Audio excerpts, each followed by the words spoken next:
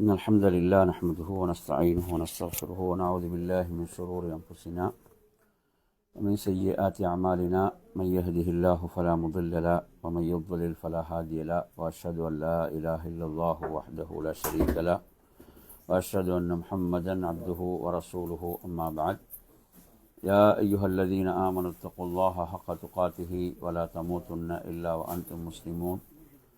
يا أيها الناس اتقوا ربكم الذي خلقكم من نفس واحدة وخلق منها زوجها وبث منهما رجالا كثيرا ونساء، واتقوا الله الذي تساءلون به والأرحام إن الله كان عليكم رقيبا. يا أيها الذين آمنوا اتقوا الله وقولوا قولا سديدا يصلح لكم أعمالكم ويغفر لكم ذنوبكم، ومن يطع الله ورسوله فقد فاز فوزا عظيما. فإن أصدق الحديث كتاب الله، وخير الهدي هدي محمد صلى الله عليه وسلم، وشر الأمور محدثاتها، وكل محدثة بدعة، وكل بدعة ضلالة، وكل ضلالة في النار. அன்பிற்குரிய என் அருமை சகோதரர்களே, அஸ்ஸலாமு அலைக்கும் வரஹ்மத்துல்லாஹி வபரகாத்துஹு. சிறந்த நூற்றாண்டிலே வாழ்ந்த நபித்தோழர்கள், அதில் அப்துல்லாஹ் என்ற பெயரை கொண்ட நபித்தோழர்களில் இன்று நாம் பார்க்க போவது அப்துல்லாஹ் இப்னு கைஸ் ரலியல்லாஹு அன்ஹு. அப்துல்லாஹ் இப்னு கைஸ் இப்னு சலீம் இப்னு ஹர்ப் இப்னு ஆமிர் இப்னுல் அஷ்ஆர். அப்துல்லாஹ் உடைய தந்தை கைஸ், கைஸுடைய தந்தை சலீம், அவரது தந்தை ஹர்ப், ஆமிர். இவரது தாயாரை பொறுத்தவரையில் லைபா பின்த் வஹப். இவர்கள் இஸ்லாத்தை ஏற்று மதீனாவிலே இவர்கள் மரணித்தார்கள். அன்னாரது தாயார். இவரது இஸ்லாத்தை பொறுத்தவரையில் இவர் நபி ஸல்லல்லாஹு அலைஹி வஸல்லம் அவர்கள் மக்காவிலே இருக்கும்போது, மக்காவிலே பிரச்சாரத்தை ஆரம்பித்த போது இஸ்லாத்தை ஏற்றுக்கொண்டு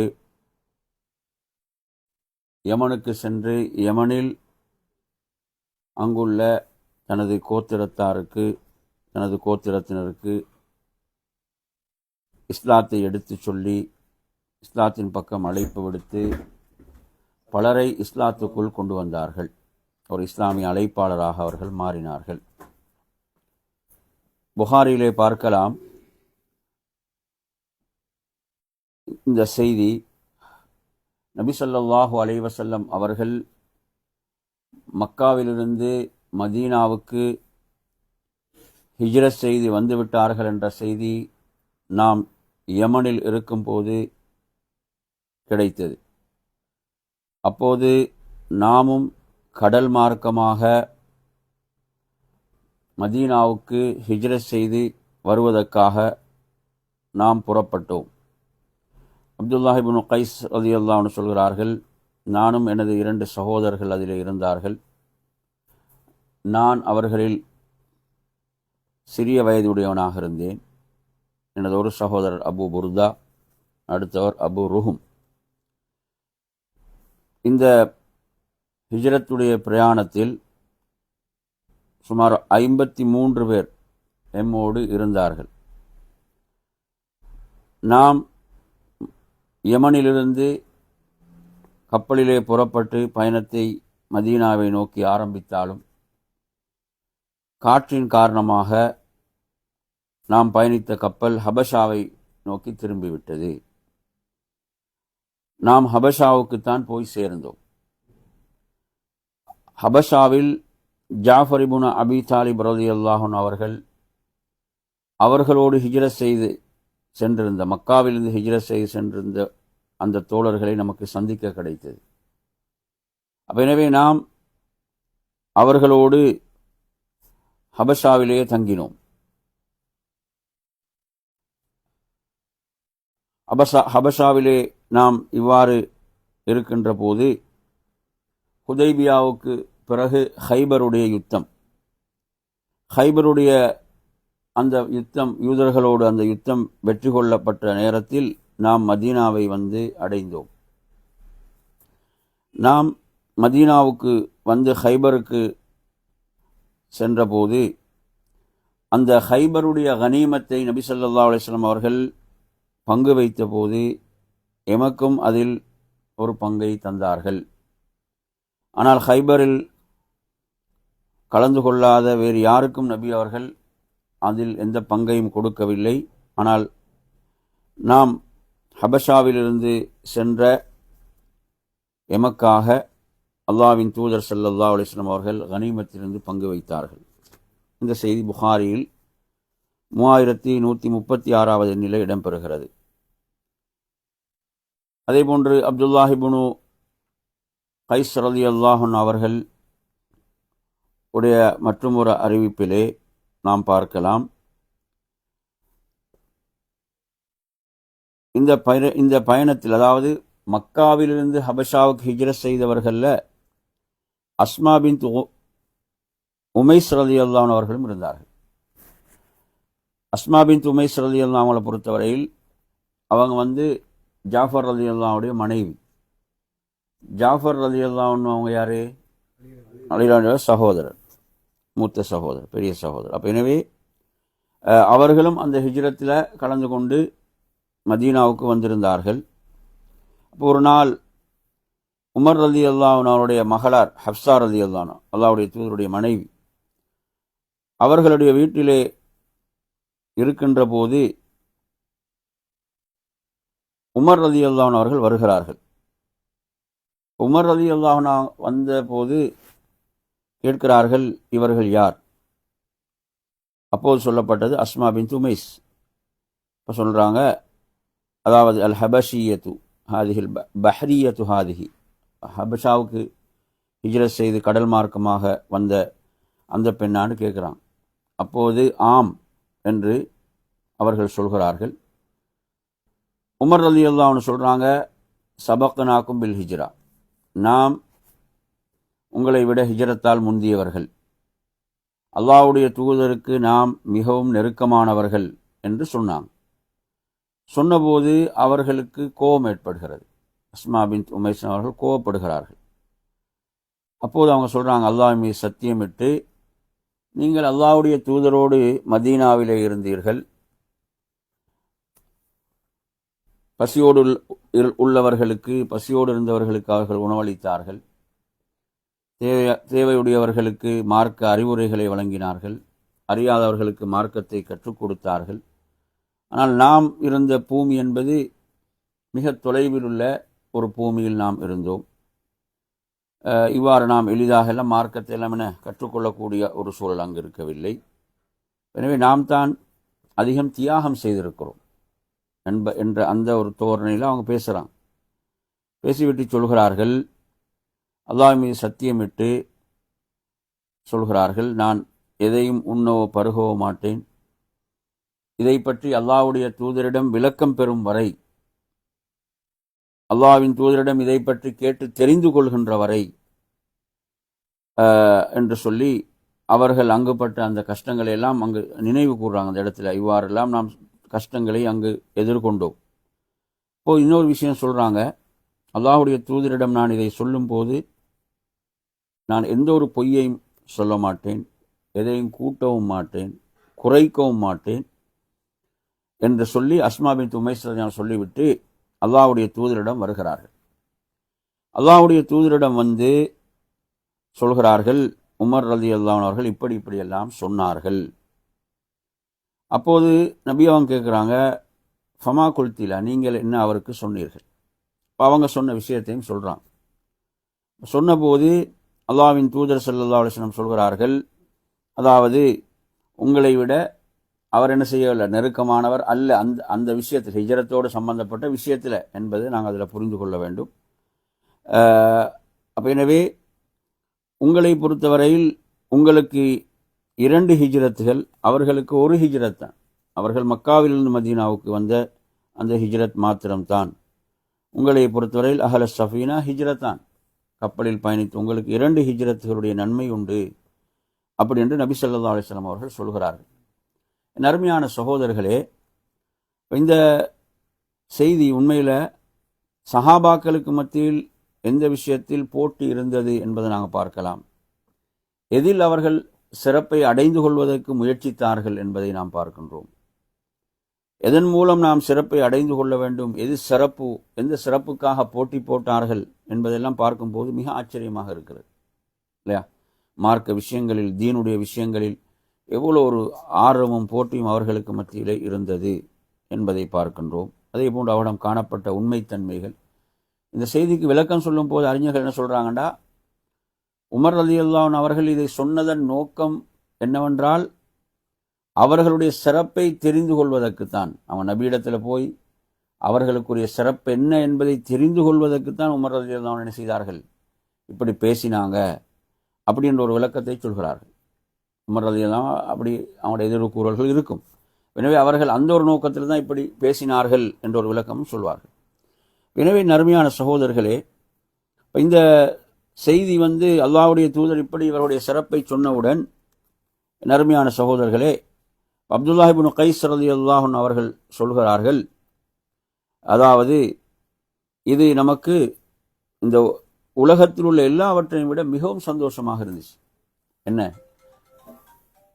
அந்த 2 ஹிஜ்ரத் செய்தவர்களுக்கு சிறப்பு என்று சொன்னாங்களே, அந்த சிறப்பு என்று சொன்னது இருக்குது, அது இந்த உலகத்தில் உள்ள விஷயங்கள் அனைத்தை விட நமக்கு மிகவும் ஒரு மகிழ்ச்சிக்குரிய விஷயமாக இருந்தது, சந்தோஷமான விஷயமாக இருந்தது.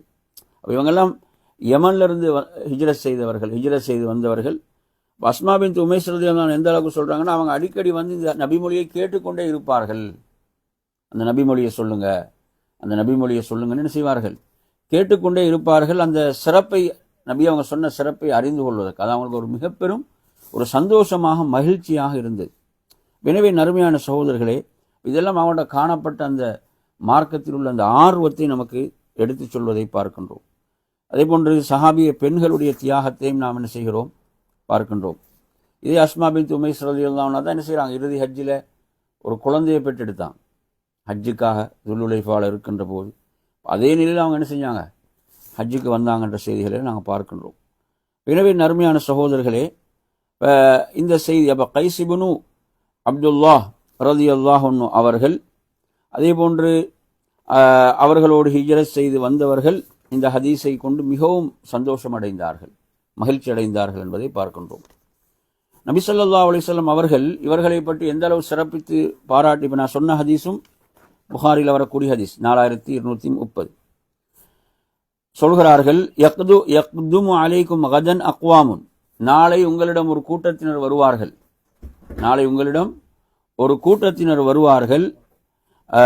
அவர்கள் மென்மையான உள்ளத்துக்குரியவர்கள், அரக்கு குலூபன். இப்போ ரசூலுல்லாஹ் யமனை பற்றி சொல்கின்ற போது ஈமான் யமனுக்குரியது என்று சொன்ன ஹதீஸும் இருக்கிறது. அதுவும் இவர்களுக்குரிய சிறப்பு தான். அந்த யமனில் உள்ள அந்த யமன் வாசிகளுக்குள்ள இஸ்லாத்தை ஏற்றுக்கொண்டு அந்த தோழர்களுக்குரிய சிறப்பாகத்தான் இந்த செய்தியும் இருக்கிறது. ரசூலுல்லாஹ் சொல்றாங்க, அவங்க மென்மையான உள்ளத்தை கொண்டவர்கள். எனவே அவர்கள் வந்தார்கள். அவங்க தான் அல் அஷ்அரியூன். அவங்க யாரு? அஷ்அரியூன். அப்துல்லாஹ் இப்னு கைஸண்டா எந்த சஹாபி? அப்துல்லாஹ் இப்னு கைஸண்டா இப்போ நான் சொல்ற சஹாபி எந்த பெயரை கொண்டு பிரபலமாக இருக்கிறார்? இல்லை, அந்த சஹாபியோட பேர் அதான் அப்துல்லா இப்னு கைஸ் என்பது அவருடைய பேர். ஆனால் அவர் எந்த பெயரை கொண்டு பிரபலம் என்று சொன்னால் அபு மூசா அல் அஷ்அரி. எப்படி? அபு மூசாவின் தந்தை என்பது அந்த பெயரில் தான் அவர் பிரபலமாக இருந்தாலும் அவரது பேர் என்ன? அப்துல்லாஹ் இப்னு கைஸ். அவரது பேர் என்ன? அப்துல்லாஹ் இப்னு கைஸ். அப்போ ரசூலுல்லாஹ் சொல்றாங்க, அஷ்அரியூன்கள் அவங்களுக்கு தான் ரசூலுல்லாஹ் இந்த சிறப்பு கொடுத்தாங்க, மென்மையான உள்ளத்துக்குரியவர்கள். மென்மையான உள்ளத்துக்குரியவர்கள். அதுல ஃபீஹிம் அபு மூசா அல் அஷ்அரி, அதுல அபு மூசா அல் அஷ்அரி இருப்பார் என்று ரசூலுல்லாஹ் சொல்றாங்க. எனவே அவர்கள் என்ன செய்யறாங்க, மதீனாவை நெருங்கிய போது அவர்கள் சந்தோஷம் அடைந்தார்கள். நமது நேசர்களை, அல்லாஹ்வுடைய தூதரை, தோழர்களை நாம் சந்திக்கப் போகின்றோம் என்று சந்தோஷமாக அவர்கள் சொன்னார்கள் என்ற செய்திகளை எல்லாம் நாம் அபூதாவுதில் வரக்கூடிய ஒரு செய்தியில பார்க்கின்றோம். எனவே நறுமையான சகோதரர்களே, இதெல்லாம் இவர்களுக்குரிய சிறப்பாக இருந்து கொண்டிருக்கிறது. இவர்களுக்குரிய சிறப்பாக இப்போ அபு மூசா அல் அஷ்அரி ரலியல்லாஹு அன்ஹு அவர்களுடைய பேர் தான் அப்துல்லாஹ் இப்னு கைஸ்.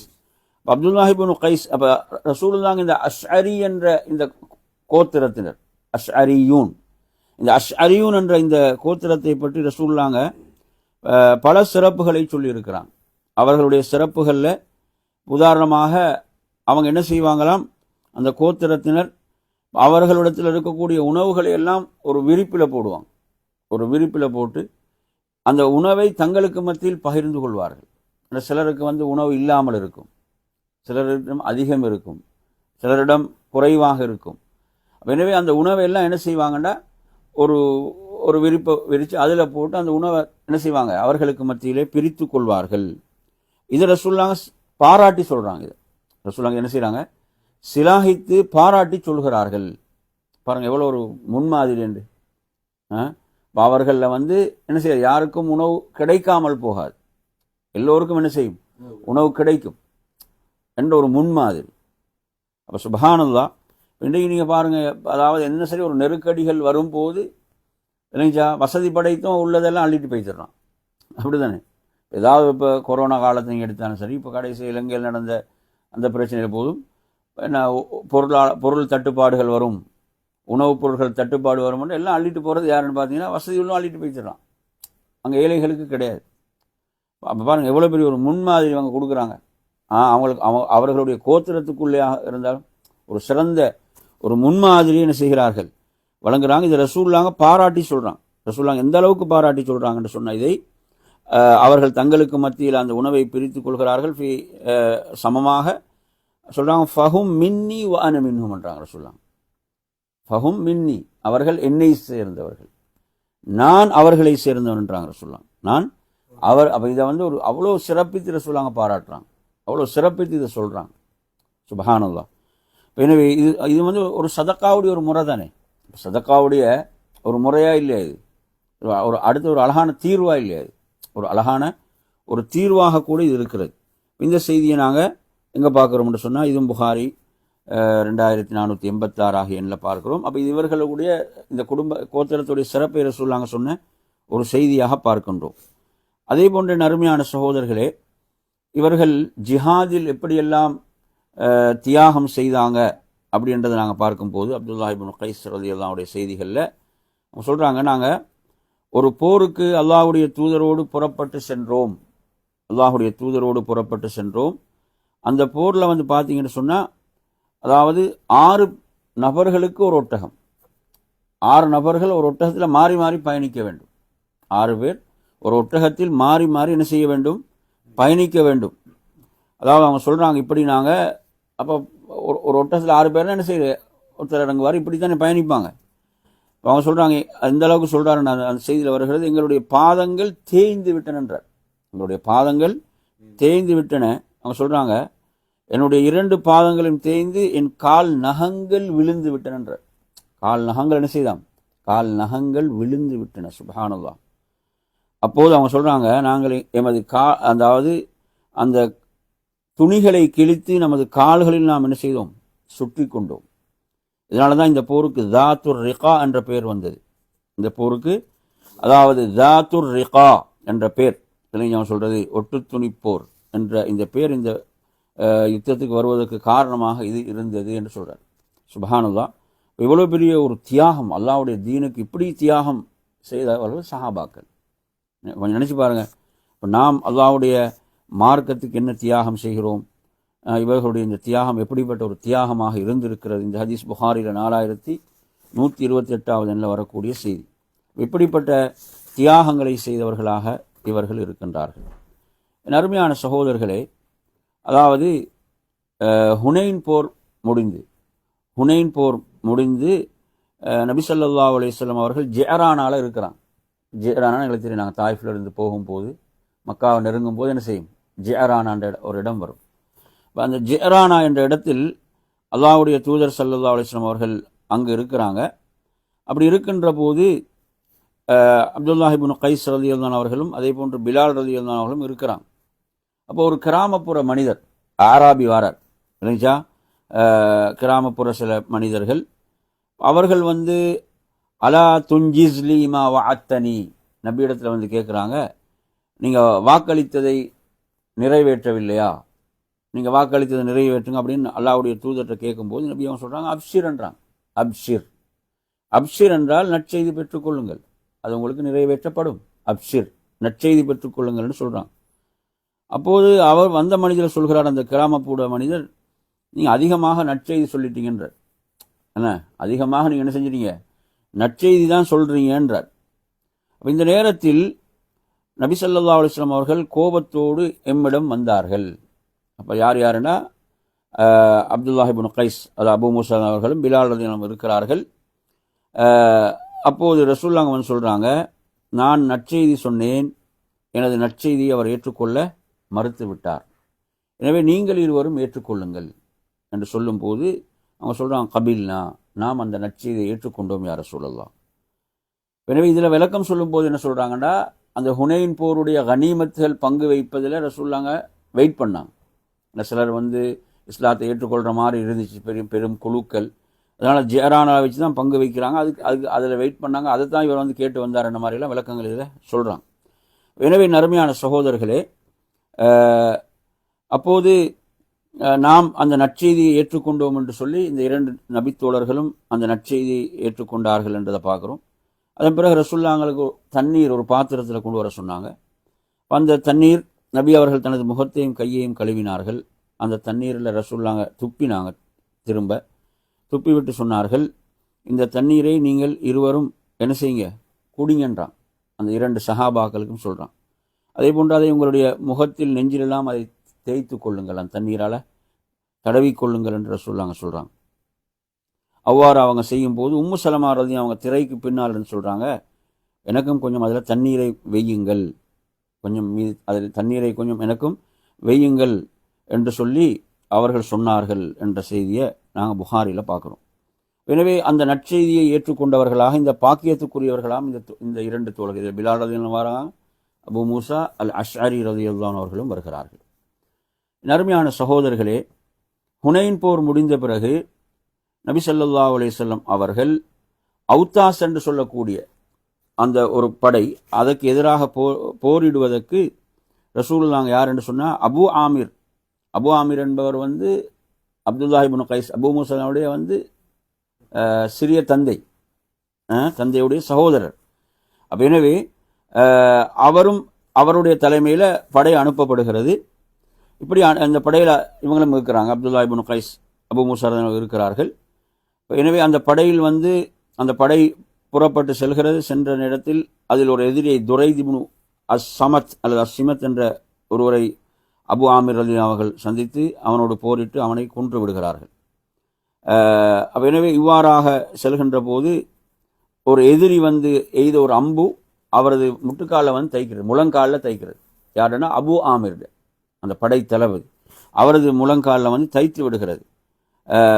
அப்போ எனவே அது கடுமையாக அவர்களுக்கு வேதனை ஏற்படுத்துகிறது. இப்போ கேட்குறாங்க, தனது தந்தையுடைய சகோதரரிடம் கேட்குறாங்க, இதை எரிந்தது யார் என்று கேட்குறாங்க. அபூ மூஸா ரலியல்லாஹு தான் கேட்குறாங்க, அப்துல்லாஹ் இப்னு கைஸ் ரலியல்லாஹு கேட்கிறார்கள்.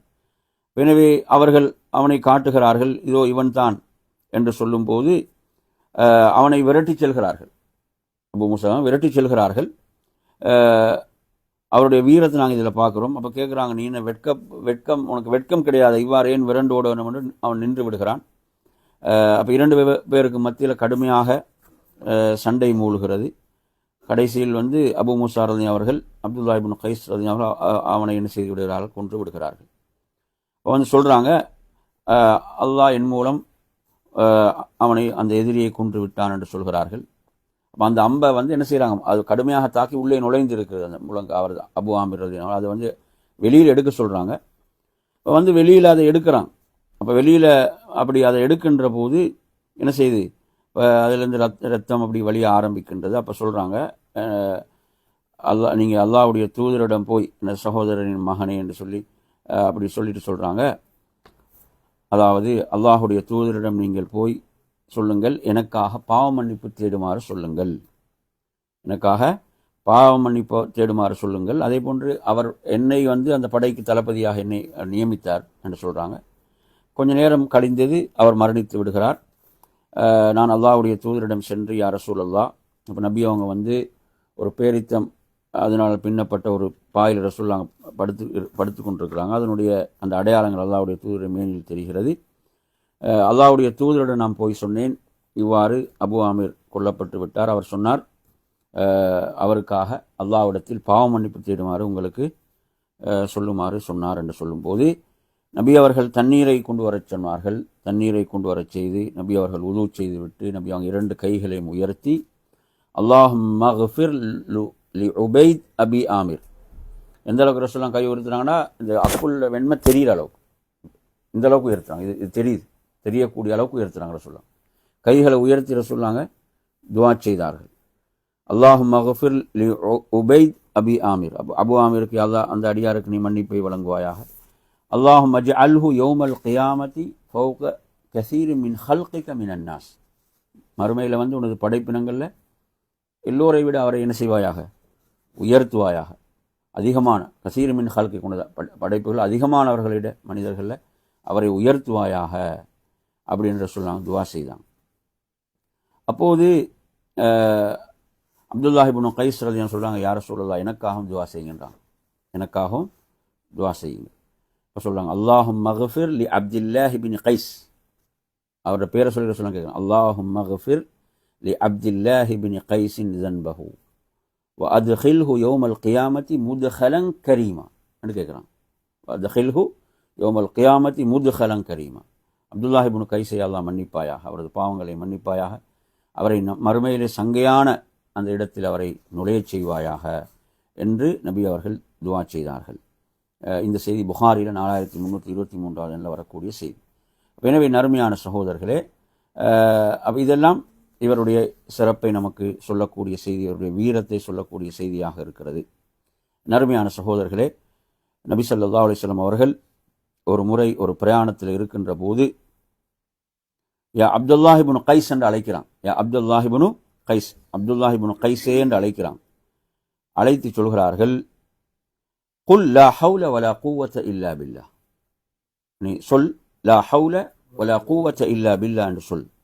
இன்னஹா கன்ஸும் மின் குனூஸில் ஜன்னா, அது சொர்க்கத்துடைய பொக்கிஷங்கள் நின்றும் உள்ள ஒரு பொக்கிஷமாகும் என்று நபி அவர்கள் அந்த நபித்தோழரை அழைத்து கற்றுக் கொடுத்தாங்க என்ற செய்தியை நாங்கள் அதையும் புகாரியில் 7386 எண்ணில் பார்க்குறோம்.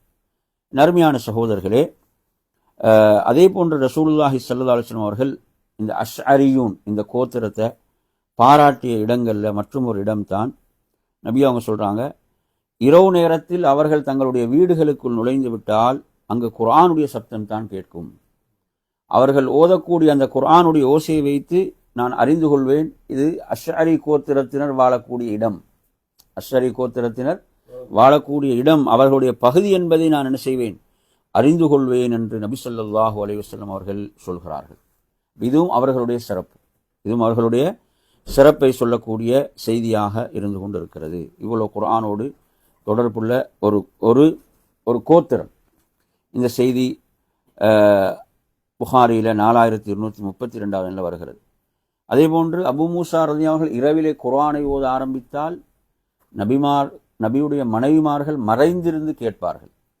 அவங்க குர்ஆனை ஓத ஆரம்பித்த இரவில் நபியுடைய மனைவிமார்கள் மறைவிலிருந்து திரைக்கு மறைவிலிருந்து குர்ஆனை கேட்பார்கள்.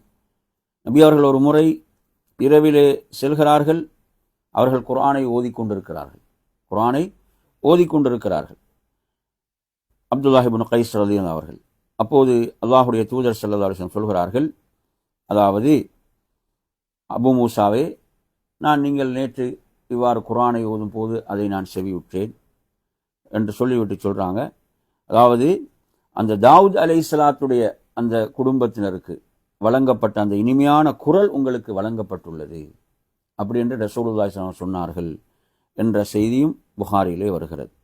எனவே நறுமையான சகோதரர்களே, அப்போ தாவூத் அலைஹிஸ்ஸலாமும் அந்த சிறப்புக்குரியவராக இருந்தாங்க என்ற தகவலையும் நாம் இந்த செய்தியில் பார்க்குறோம். அவ்வளோ அழகான குரலில் குர்ஆனை ஓதுவார்கள். அப்போ குர்ஆனை அழகிய குரலில் ஓதுவது என்பது மார்க்கம் ஆர்வப்படுத்திய ஒரு விஷயம், நபி அவர்கள் ஆர்வப்படுத்திய ஒரு விடயமாக இருந்து கொண்டிருக்கிறது. நறுமையான சகோதரர்களே, ஒரு உரையாடலை பாருங்க, இது புகாரியில் 3915. உமர் ரலியல்லாஹு அன்ஹு அவர்களுக்கும் இந்த அப்துல்லாஹ் இப்னு கைஸ் அவர்களுக்கு மத்தியில் ஒரு உரையாடல் நடக்கின்றது. இந்த உரையாடலை பற்றி பிறகு அதுக்கு பிறகு யார் பேசிக்கொள்றாங்கன்னா, அவங்க இருவருடைய பிள்ளைகள் பேசிக்கொள்றாங்க. உமர் ரலியல்லாஹுடைய மகன் அப்துல்லா, அதே போன்று அவரது மகன் அபு புர்தா இல்லைங்களா, அவர் என்ன செய்கிறாரு, அவரும் அவங்க பேசிக்கொள்றாங்க. என்ன பேசிக்கொள்றாங்கன்னா, உமர் ரலியல்லாஹுடைய மகன் அப்துல்லா இப்னு உமர் ரலியல்லாஹு கேட்குறாங்க, எனது தந்தை உங்கள் தந்தையிடம் என்ன சொன்னாருன்னு உங்களுக்கு தெரியுமா அப்படின்னு கேட்குறார். கேட்கும்போது தெரியாது என்று சொல்லும்போது, ஒரு முறை அவர்கள் இருவரும் பேசிக்கொண்டிருக்கின்ற போது எனது தந்தை உங்கள் தந்தையிடம் சொன்னார்கள், அதாவது நாம் அல்லாஹுடைய தூதரோடு இஸ்லாத்தை ஏற்றுக்கொண்டோம். அல்லாஹுடைய தூதர் நமக்கு இஸ்லாத்தை சொல்லி தந்தாங்க, நாம் இஸ்லாத்தை ஏற்றுக்கொண்டோம். அல்லாஹ்வின் தூதரோடு நாம் ஹிஜ்ரத்தை செய்தோம். அவர்களோடு நாம் ஜிஹாத் செய்திருக்கிறோம்.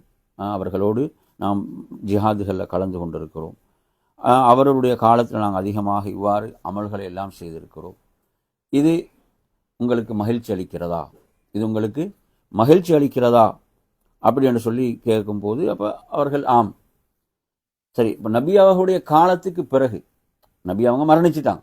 அப்போ நபியாவோட காலத்துக்கு பிறகு, அதாவது நாம் செய்த அமல்களை பொறுத்தவரையில் அதில் நிறைகளும் இருக்கும் குறைகளும் இருக்கும் அப்படி சொல்கிறார் உமர் ரலியல்லாஹு.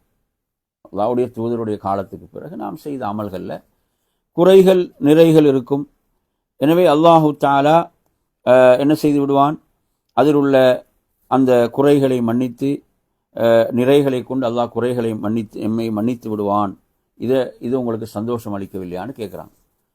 அப்போது அவங்க சொல்கிறாங்க, அப்துல்லாஹ் இப்னு கைஸ் சொல்கிறாங்க, அல்லாஹுடைய தூதருக்கு பிறகு, அவர்கள் மரணித்த பிறகு நாம் நிறைய தொழுதிருக்கிறோம், நோன்பு வைத்திருக்கிறோம், நிறைய நன்மைகள் செய்திருக்கிறோம். எமது கையால் அதிகமான மக்கள் இஸ்லாத்தை ஏற்றுக்கொண்டிருக்கிறார்கள். எனவே நாம் இதன் மூலம் அல்லாஹ்விடத்தில் நிறைவான கூலியைத்தான் ஆதரவு வைக்கிறோம் என்றார். நிறைவான கூலியைத்தான் ஆதரவு வைக்கிறோம்னு சொல்கிறார். அப்போது உமர் ரலியல்லாஹு சொல்கிறார்கள், எனது உயிர் எவன் கைவசம் இருக்க அவன் சத்தியம் விட்டு சொல்கிறேன், அல்லாஹ்வுடைய தூதருடைய காலத்துக்கு பிறகு நமது அமல்களில் குறை நிறை இரண்டும் வந்திருக்கும். எனவே அந்த நிறைகளை கொண்டு குறைகள் மன்னிக்கப்பட வேண்டும் என்பதைத்தான் நான் ஆதரவு வைக்கிறேன் என்று சொல்லும்போது, அபு மூசாவுடைய மகன் சொல்கிறார், எனது தந்தையை விட உங்கள் தந்தை மிகச்சிறந்தவர் அப்படின்னு சொல்கிறார் என்ற செய்தியை நாங்கள் பார்க்கின்றோம். அப்போ இதெல்லாம் நாங்கள் பார்க்கும்போது சும்மா எவ்வளோ இப்படி ஒரு பேணுதலில் சஹாபாக்கள் இருந்திருக்காங்க. உமர் ரலியல்லாஹுடைய வார்த்தைகள் அற்புதமாக இருக்குது. சுப்ஹானல்லாஹ், எப்படி அவங்க சொல்லக்கூடிய விஷயங்கள். அப்போ அவங்களும் அல்லாஹ்வுடைய அருள் ஆதரவு வைக்கிறாங்க. அபூ மூஸா ரலியல்லாஹு ஒரு முறை இரண்டு பேர் அழைத்து கொண்டு ரசூலுல்லாஹ்கிட்ட போகிறாங்க. அல்லாஹ்வுடைய தூதரிடம் செல்கிறார்கள். அல்லாஹ்வுடைய தூதரிடம் சென்றவுடன் அவங்க பதவி கேட்குறாங்க.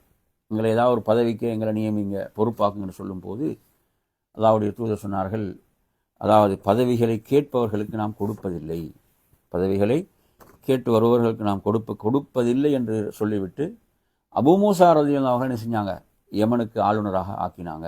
அவங்க எதுவும் கேட்கல, அவங்க அமைதியாக தான் இருந்தாங்க. அவர்களை ஆளுநராக ஆக்கினாங்க என்ற செய்தியை நாங்கள் பார்க்கின்றோம்.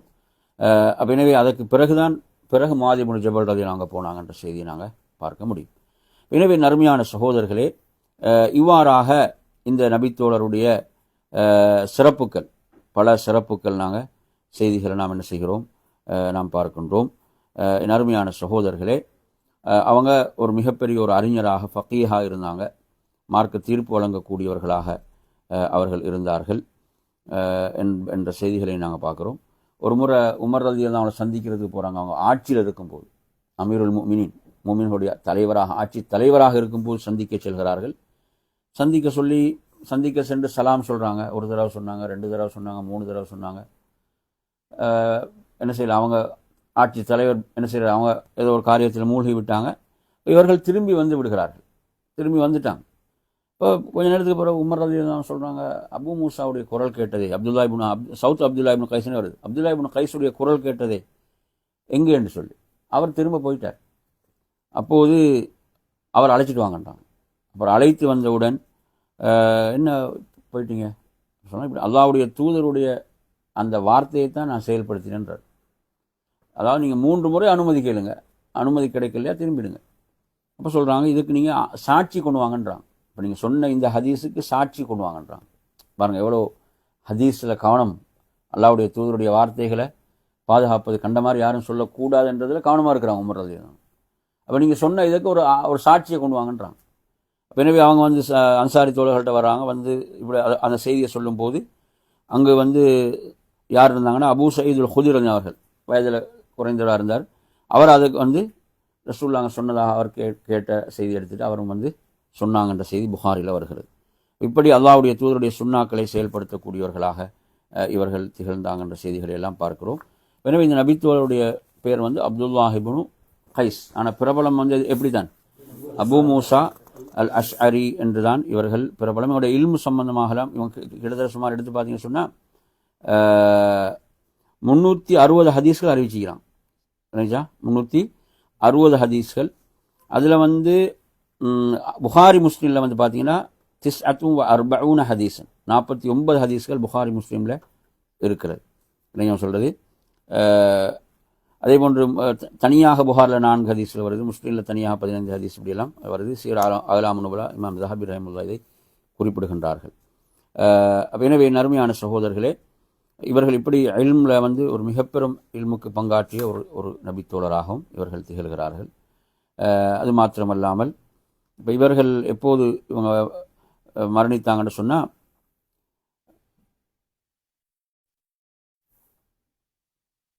42 மக்கால மரணித்ததாக ஒரு செய்தியும் இருக்கிறது. கூஃபால மரணித்ததாக 44 கூஃபால மரணித்ததாகவும் ஒரு செய்தி இருக்கிறது. எனவே பில் கூஃபா ஒரு செய்தி கூஃபா, ஒரு செய்தி மக்கா. ஆனால் கூஃபால என்ற கருத்தில் பலமானதாக இருக்கிறது. எனவே இவங்க வந்து மரணிக்கின்ற போது இவர்களுடைய வயது 63ஆக இருந்தது என்ற செய்தியை நாங்கள் பார்க்குறோம். எனவே இதுதான் இவர்கள் தொடர்பான இந்த செய்திகள், குறிப்புகள். எனவே நபித்தோழர்களை பற்றி நாம் படிக்கக்கூடிய செய்திகள் நமது வாழ்வுக்கு ஒரு மிக பெரும் முன்மாதிரியாக இருக்க வேண்டும். அல்லாஹு தஆலா அந்த வழியில் நாமும் பயணித்து இறைவனுடைய பொருத்தத்தை பெற்ற மக்களாக தான் நம்மை ஆக்கியருள்வானாக. வாஹிர் தஅவானா அல்ஹம்துலில்லாஹி ரப்பில் ஆலமீன். அஸ்ஸலாமு அலைக்கும் வரஹ்மத்துல்லாஹி வபரகாத்துஹு.